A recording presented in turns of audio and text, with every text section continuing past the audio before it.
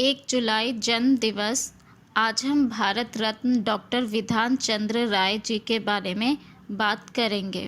Doctor Bidhan Chandra राय का जन्म बिहार की राजधानी पटना में 1 जुलाई 1882 को हुआ था।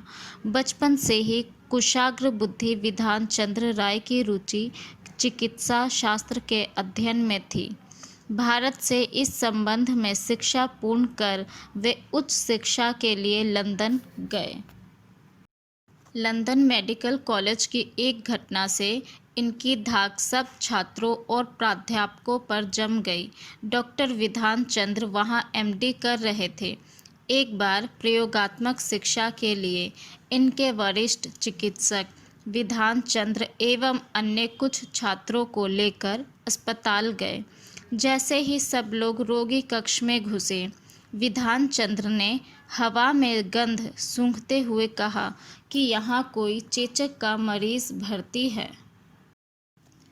इस पर अस्पताल के वरिष्ठ चिकित्सकों ने कहा, यह संभव नहीं है क्योंकि चेचक के मरीजों के लिए दूसरा अस्पताल है जो यहाँ से बहुत दूर है।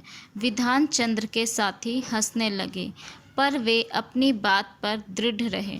उन दिनों चेचक को छूत की भयंकर महामारी माना जाता था, अतः उसके रोगियों को अलग रखा जाता था। इस पर विधान चंद्र अपने साथियों एवं प्राध्यापकों के साथ हर बिस्तर पर जाकर देखने लगे। अचानक उन्होंने एक बिस्तर के पास जाकर वहां लेटे रोगी के शरीर पर पड़ी चादर को झटके से उठाया। सब लोग यह देखकर दंग रह गए कि उस रोगी के सारे शरीर पर चेचक के लाल दाने उभर रहे थे। लंदन से अपनी शिक्षा पूर्ण कर वे भारत आ गए। यद्यपि लंदन में ही उन्हें अच्छे वेतन एवं सुविधाओं वाली नौकरी उपलब्ध थी, पर वे अपने निर्धन देशवासियों की ही सेवा करना चाहते थे। भारत आकर वे कलकत्ता के कैंपवेल मेडिकल कॉलेज में प्राध्यापक हो गए।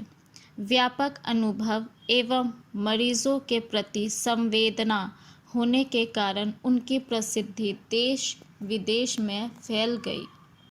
मेडिकल कॉलेज की सेवा से मुक्त होकर उन्होंने सामाजिक और राजनीतिक क्षेत्र में पदार्पण किया।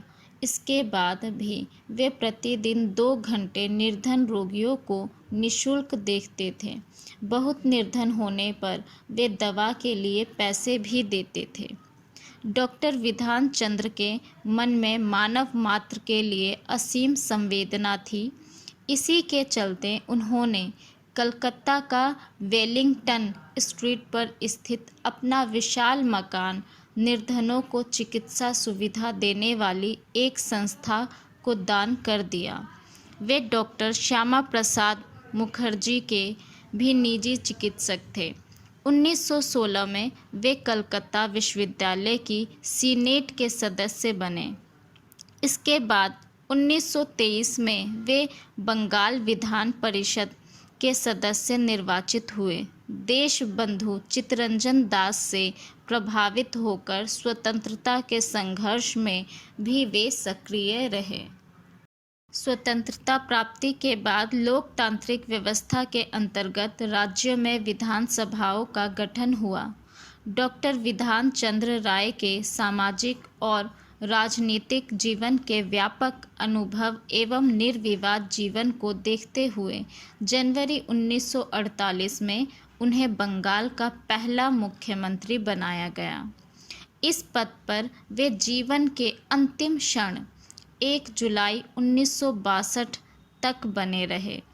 मुख्यमंत्री रहते हुए भी उनकी विनम्रता और सादगी में कमी नहीं आई।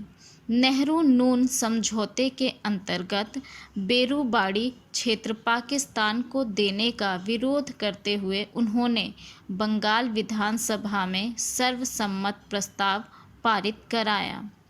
डॉक्टर विधान चंद्र राय के जीवन का यह भी एक अद्भुत प्रसंग है कि उनका जन्म और देहांत एक ही तिथि को हुआ।